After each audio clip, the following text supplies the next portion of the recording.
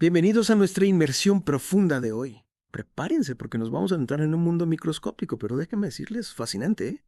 El de la amibiasis, una infección parasitaria. Tal vez no sea tan famosa como otras, pero créanme, tiene su lado intrigante. Completamente de acuerdo. A veces, lo más pequeño puede ser lo más sorprendente. Sin duda. Y para esta exploración tenemos información de primera línea del Centro para el Control y la Prevención de Enfermedades de Estados Unidos, ya saben, el CDC, y también las investigaciones de un reconocido parasitólogo venezolano, el doctor Enin Cani.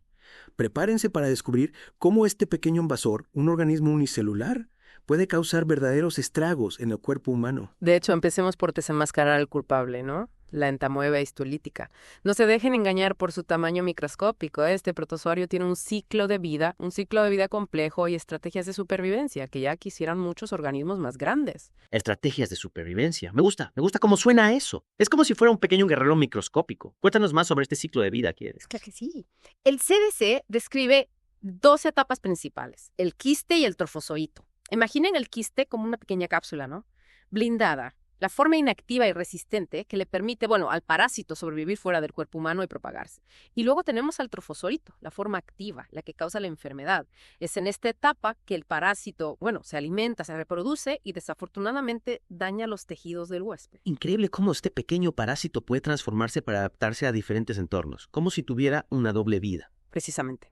Y esta capacidad de adaptación es crucial para su éxito como parásito. Y según el CDC, ¿dónde podemos encontrar cada etapa? ¿En qué parte del cuerpo humano se esconde cada una? Buena pregunta. Los quistes, al ser la forma resistente, se encuentran típicamente en las heces formadas, listos para ser expulsados al ambiente y buscar un nuevo huésped. Los trofozoitos, en cambio, se encuentran en las heces diarreicas, ya que es durante la fase activa de la infección que se produce la diarrea. Es sorprendente cómo este pequeño organismo puede cambiar de forma y estrategia para sobrevivir. Y hablando de estrategias, algo que me llamó la atención en nuestras fuentes es un proceso llamado eritrofagocitosis. ¿Puedes explicarnos de qué se trata? Por supuesto. El término suena complejo, pero en realidad es bastante sencillo. Significa comerse los glóbulos rojos. Y sí, la EA histolítica hace precisamente eso. Literalmente engulle los glóbulos rojos, obteniendo nutrientes de ellos. Es como un pequeño vampiro microscópico. Esa es una excelente analogía. Y este comportamiento no solo es fascinante desde el punto de vista biológico, sino que también nos ayuda a diferenciarlo de otras amebas que viven en el intestino, pero no causan enfermedades. Espera, hay otras amebas que viven en nuestro intestino y no nos hacen daño. Así es. El CDC menciona varias especies que pueden confundirse con la histolítica durante el diagnóstico. Por ejemplo, la entamoeba dispar, la entamoeba moskovsky y la entamoeba bangladeshi son morfológicamente idénticas a la histolítica bajo el microscopio, pero no suelen causar enfermedades. Es importante distinguirlas para evitar tratamientos innecesarios. Claro, tiene mucho sentido. Mencionaste que la histolítica es más común en países en desarrollo, ¿cierto? ¿Qué nos dicen las fuentes sobre su distribución global? Correcto. El CDC indica que si bien se encuentra en todo el mundo, la mayoría de los casos de amibiasis ocurren en países en desarrollo, donde las condiciones sanitarias, pueden ser precarias. Tiene sentido. ¿Y qué hay de los países industrializados? ¿Existen grupos de riesgo específicos? Sí, incluso en países con mejores condiciones sanitarias, la amibiasis puede afectar a ciertos grupos.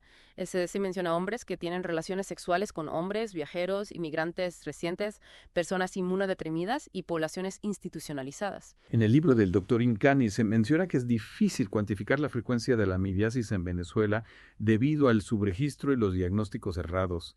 Es decir, podría haber más casos de los que se reportan. Exactamente. Y esto nos lleva a un punto crucial, los síntomas y la presentación clínica de la amibiasis. La mayoría de las infecciones son asintomáticas. Es decir, las personas pueden estar infectadas y transmitir el parásito sin siquiera saberlo. Son portadores silenciosos. Eso sí que es preocupante. Pero, ¿qué pasa cuando la infección sí causa síntomas? ¿Cómo se manifiesta? La amibiasis intestinal, que afecta al intestino grueso, puede manifestarse con diarrea, dolor abdominal, flatulencia, incluso disentería con sangre y moco en las heces. El doctor Incani describe la aparición de úlceras características en forma de matraz en el intestino grueso, un hallazgo clásico en la amibiasis intestinal. Suena bastante desagradable. ¿Y la amibiasis extraintestinal? ¿Recuerdas que mencionaste que puede afectar otros órganos? Sí, cuando el parásito se disemina fuera del intestino, el hígado es el órgano más afectado, especialmente en hombres, como se describe en el trabajo del Dr. Incani del 2020. Un absceso hepático mediano puede causar fiebre, escalofríos, sudoración nocturna, pérdida de peso y dolor en la parte superior derecha del abdomen. Es increíble cómo este pequeño parásito puede causar tanto daño en diferentes partes del cuerpo.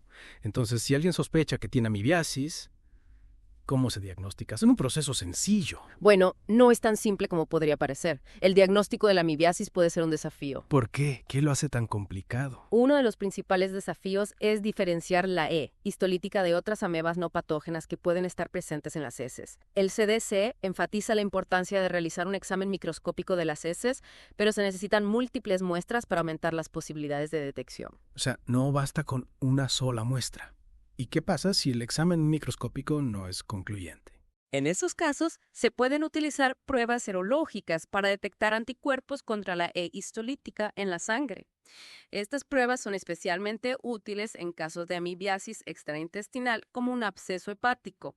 El CDC menciona que estas pruebas tienen alta sensibilidad en pacientes con enfermedad extraintestinal, pero pueden ser menos útiles en personas de áreas endémicas que podrían haber estado expuestas al parásito en el pasado. Entiendo. ¿Y qué son exactamente estas pruebas serológicas? Son como las pruebas de sangre que nos hacen para las alergias. Es una buena pregunta. En esencia, sí. Las pruebas serológicas buscan rastros de la respuesta del sistema inmune al parásito en la sangre. En este caso, buscan anticuerpos específicos que nuestro cuerpo produce cuando se encuentra con la E cointolítica. Es como buscar la huella dactilar del parásito en nuestro sistema inmunológico. Es increíble cómo la ciencia nos permite detectar estas pequeñas huellas en nuestro cuerpo. Existen otros métodos de diagnóstico, además de las pruebas serológicas. Sí, claro.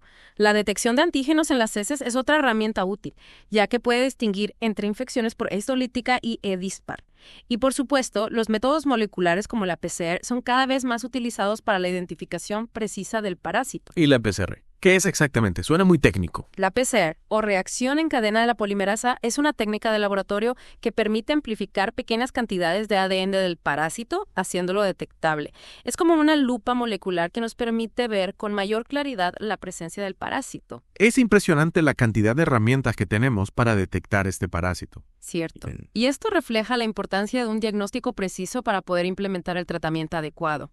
Pero hablaremos más sobre eso en la siguiente parte de nuestra inmersión profunda. Me quedo con la intriga. No se pierdan la segunda parte de nuestro viaje al mundo de la amibiasis, donde hablaremos sobre la epidemiología de esta infección, cómo se propaga, quiénes son más vulnerables y, lo más importante, cómo podemos prevenirla. Hasta pronto. Bueno, retomando nuestra inmersión en el mundo de la amibiasis, ahora nos adentraremos en la epidemiología de esta infección parasitaria. Es decir, vamos a investigar cómo se propaga este pequeño invasor, quiénes son más vulnerables a sus ataques. Y lo más importante, cómo podemos protegernos. Exacto. En la primera parte descubrimos que este parásito microscópico, la entamoeba histolítica, es un verdadero maestro del disfraz, con su ciclo de vida complejo y su capacidad de causar estragos en diferentes partes del cuerpo. Ahora queremos entender cómo se mueve en el mundo, cómo llega a sus víctimas. Comencemos con su distribución geográfica. Ya mencionamos que la amibiasis es más común en países en desarrollo, pero el Dr. Incani señala que la infección por E histolítica es cosmopolita. Cosmopolita. Eso significa que es un ciudadano del mundo. Suena a un parásito trotamundos. Exactamente. Significa que se encuentra en todos los continentes, aunque su prevalencia varía según las condiciones sanitarias y socioeconómicas de cada región. Es como si este parásito tuviera un pasaporte global y pudiera viajar a donde quiera. Increíble. Pero, si está en todas partes, ¿por qué es más común en países en desarrollo? Buena pregunta. La respuesta está en las condiciones de vida. En países en desarrollo, el acceso a agua potable y sistemas de saneamiento adecuados puede ser limitado, lo que facilita la propagación del parásito. Imaginen un lugar donde el agua potable es escasa y las aguas residuales no se tratan adecuadamente. En ese entorno, la E histolítica puede propagarse con facilidad. Tiene sentido. En su libro, el Dr. Incani menciona que es difícil determinar cifras precisas de prevalencia en Venezuela. ¿A qué se debe esta dificultad? Hay varios factores que contribuyen a esta dificultad. En primer lugar, como comentamos antes, diferenciar la E histolítica de la E. Dispar puede ser complicado, incluso bajo el microscopio. En segundo lugar, muchos casos de amibiasis son asintomáticos, lo que significa que las personas pueden estar infectadas y transmitir el parásito sin siquiera saberlo. Esto dificulta la detección y el registro de casos. Entonces, tenemos un parásito trotamundos con una prevalencia difícil de precisar y que a menudo se esconde sin dar señales. Un verdadero desafío para salud pública. Sin duda.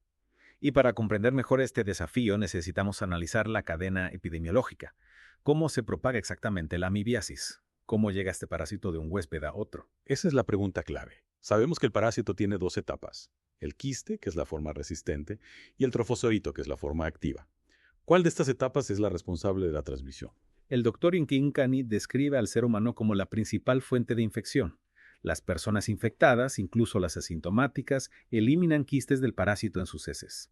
Estos quistes son como pequeñas cápsulas de supervivencia, capaces de resistir las condiciones del ambiente externo. Y recordemos que estos quistes pueden contaminar el agua, los alimentos y las superficies, ¿verdad? Exactamente. Los quistes pueden permanecer viables en el ambiente durante semanas, esperando la oportunidad de encontrar un nuevo huésped.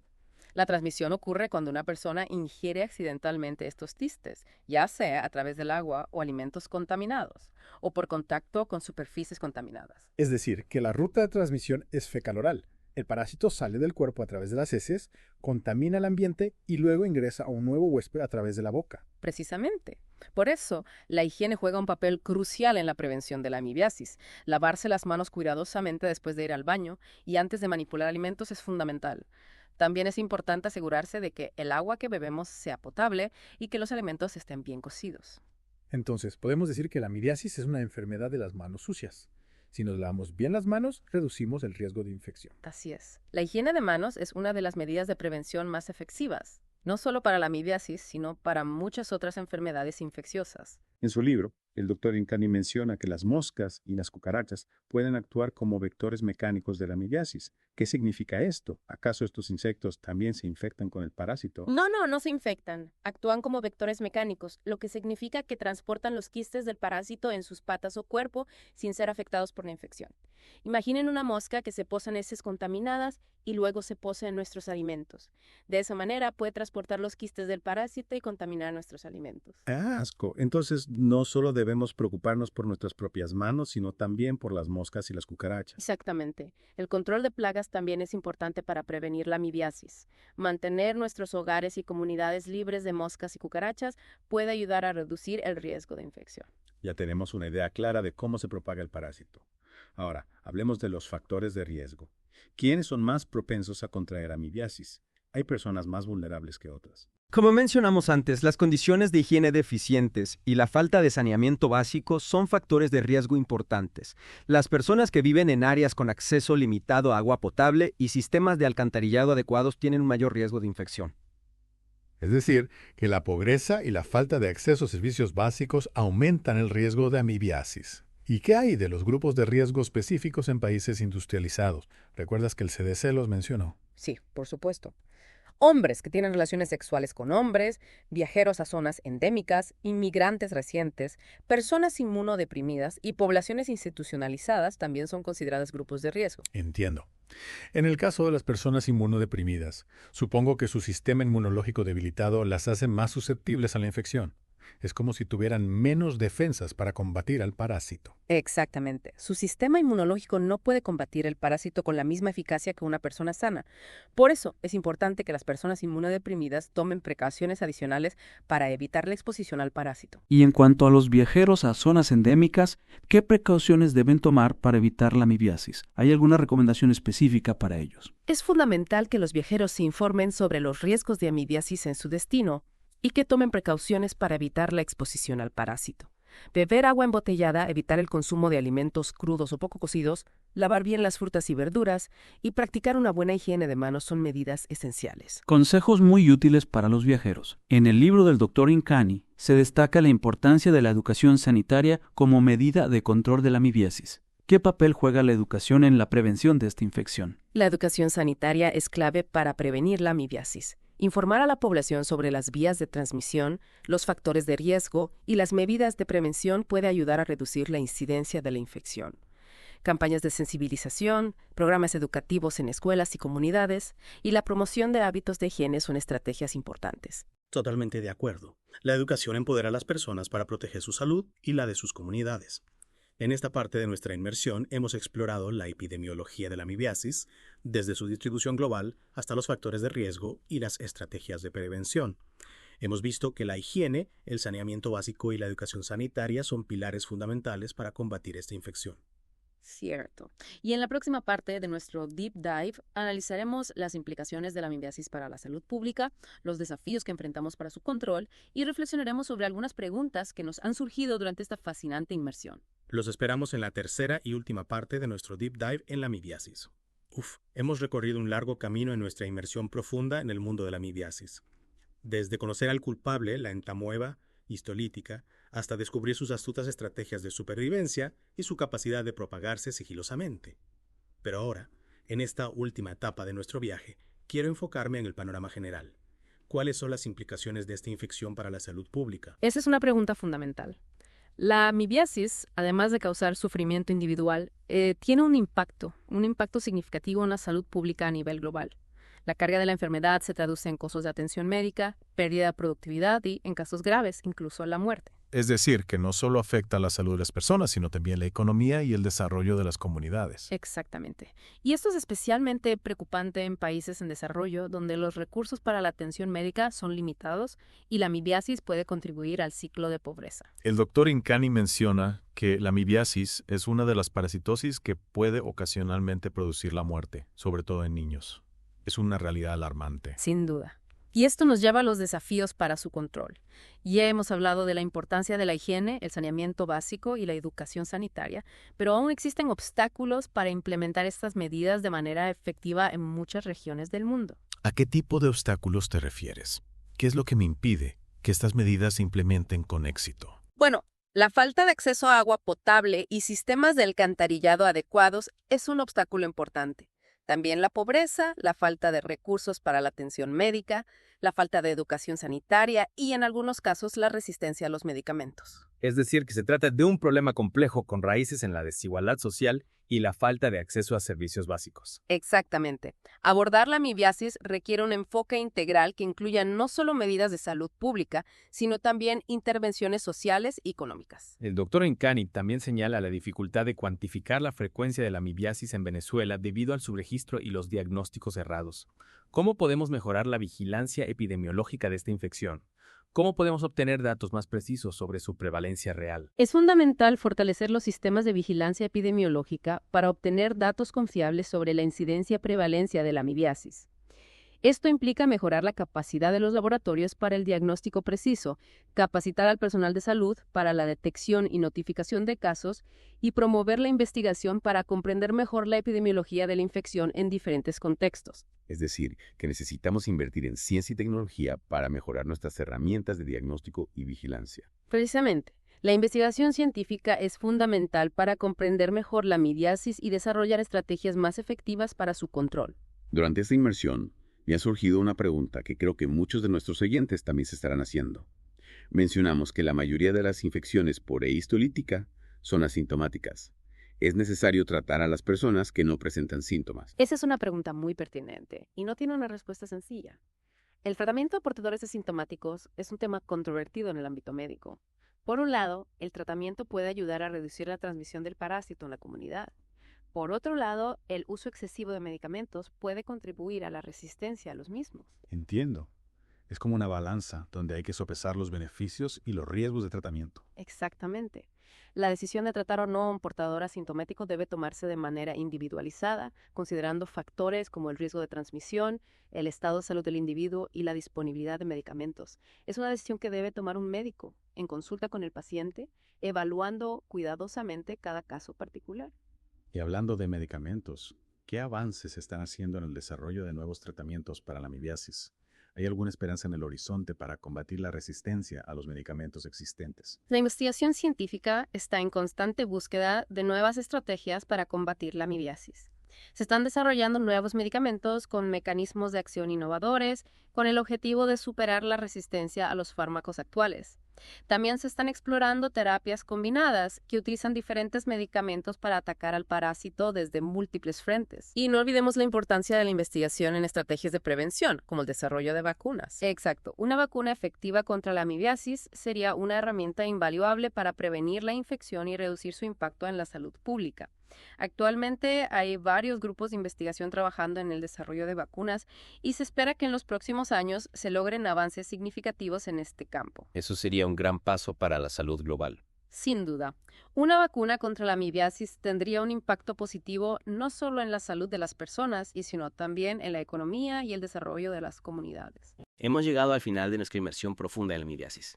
Hemos explorado el ciclo de vida del parásito, sus diferentes formas de presentación clínica, los desafíos del diagnóstico, la epidemiología de la infección, las estrategias de prevención y las implicaciones para la salud pública. Ha sido un viaje fascinante y sin duda nos ha dejado con mucho en qué pensar. Cierto. La amibiasis es un claro ejemplo de cómo un organismo microscópico puede tener un impacto significativo en la salud humana y global.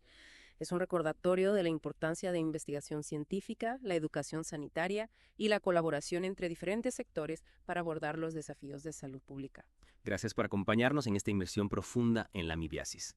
Esperamos que haya sido informativa y les anime a seguir explorando el fascinante mundo de la parasitología. Hasta la próxima. Hasta la próxima.